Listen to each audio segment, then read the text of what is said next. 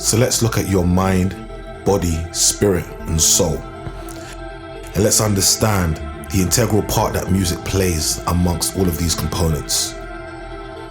Let's look into the role of music in each of these areas, as well as the relationship music has with the following entities: your mind, body, soul, and spirit.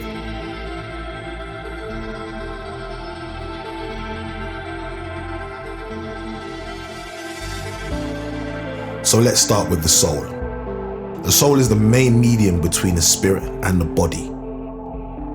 I must bring to your attention that the soul is the most dangerous and vulnerable because your soul is the component that dictates what your spirit receives. Let's take a further look at the soul. What is the soul? What are the components that makes up the soul? It's your mind, will, and emotions. The soul receives from the senses and deposits in your spirit. So what are your senses? Your senses are hearing, tasting, touching, and feeling. Everything that you touch, see, and feel all comes through the senses and ultimately deposits in the soul through your mind, will, and emotions.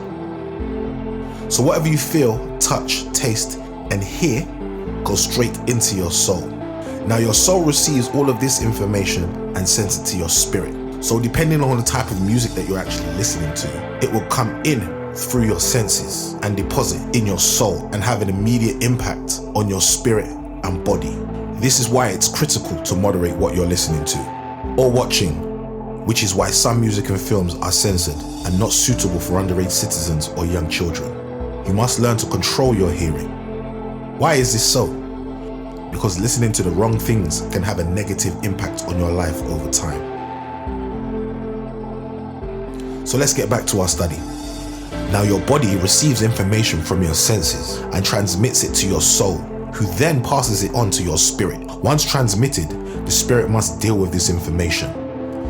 As a result of what you're consuming, the spirit must now communicate and filter what is good or bad and send it back to the soul, who then will project the results onto your body, which is commonly referred to as a mental battle. Because the soul is attempting to process, moderate, and censor what is righteous, despite the experience of it feeling good. So if you feed your senses negative information, the soul will eventually process it and pass it to your spirit, who will then send it to your body. Have you ever seen someone who appears grumpy or who gives you an attitude for no apparent reason? This is a direct result of what has been conceived through the senses, despite the fact that it may feel good.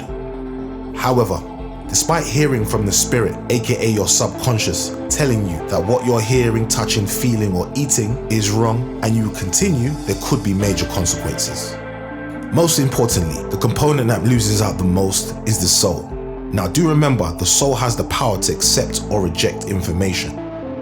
So take heed of what you're listening to, as it has the ability to control your life.